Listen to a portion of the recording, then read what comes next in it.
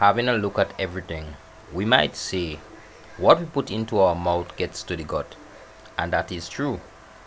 But does it also mean what we put into the gut system makes it to the liver? May not make it to the liver because your stomach has to be acidic, or in fact, the stomach was designed to be acidic. It's called the acidic stomach.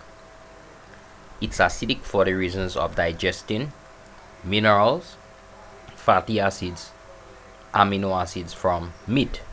So, meat is the main compound, and that's why we have an acidic stomach. Yes, it is also important to have an acidic stomach to sterilize the carbohydrates. But the goal of carbohydrates is not to stay in the stomach. It is to get out of the stomach as soon or as quick as possible to make it to the small intestine. Yes, this is where carbohydrates decomposes into its constituency molecules such as glucose, and if it is fruits it would contain fructose. What makes it to the liver? Those molecules: amino acids, fructose, glucose, vitamins or vital minerals, B12, the cyanocobalamin or the cobalamin itself. The cyano goes with it if you take it in supplement form. The B6, all the different vitamins, the fatty acids, a whole host of them. These are the things that makes it to the liver.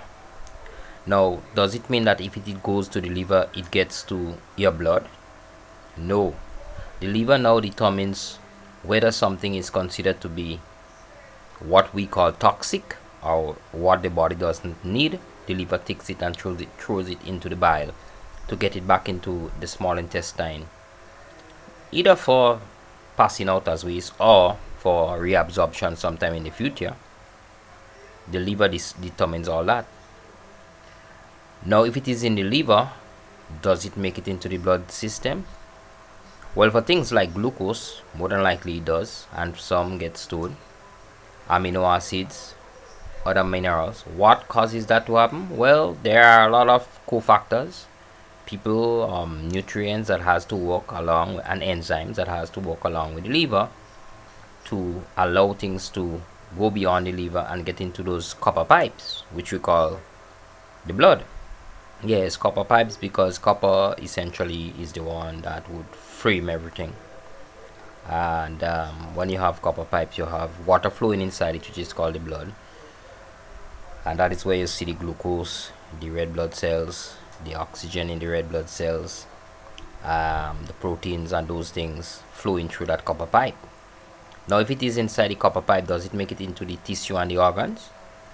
Well, we assume that it should, but apparently glucose could be oversaturated in the blood and not even make it into the tissues and organs because we may not have the right amount of insulin, or we may just have a lot of glucose and a lot of insulin, but the glucose might be just binding onto the insulin, and when it binds onto the insulin, it's no longer insulin that came from the pancreas.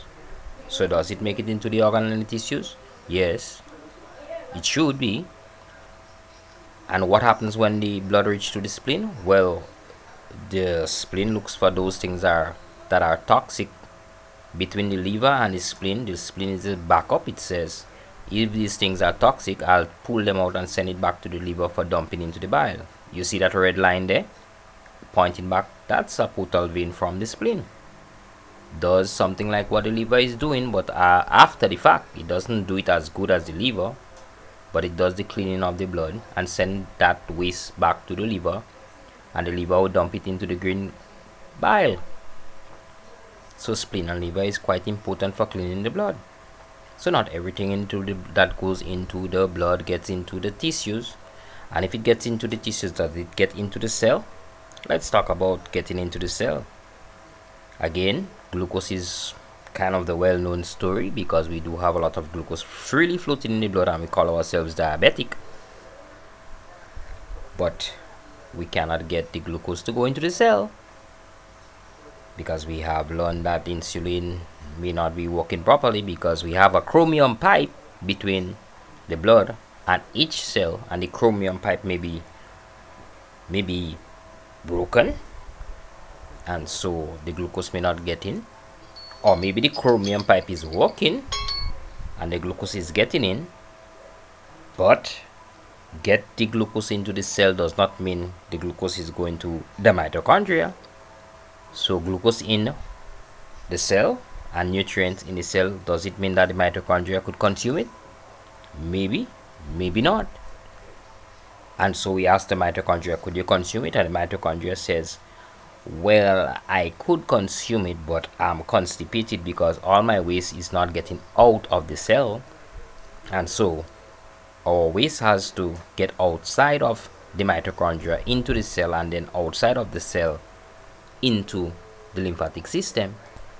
So yes, while the chromium pipe might be working, chromium and vanadium pipe, our pipe head might be working to allow glucose to come in, and insulin has to open the pipe head, and the nutrients comes in here. These little guys, mitochondria, have to take in the glucose, convert it to the energy that the body uses, ATP. That's really the ATP, that's what we use, and make waste.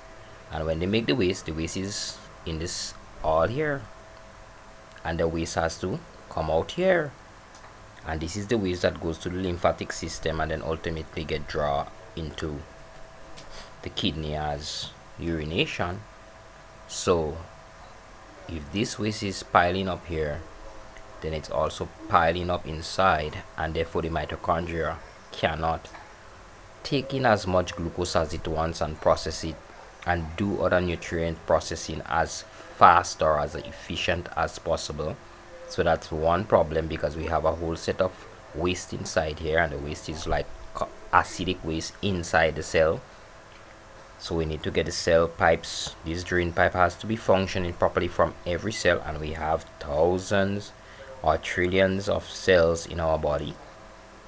Then we have to ensure that the chromium and vanadium pipe head is working properly to allow, that's what we call the receptors, to allow the nutrients to come in. There are many of them, many, right? And so we go back and we ask ourselves,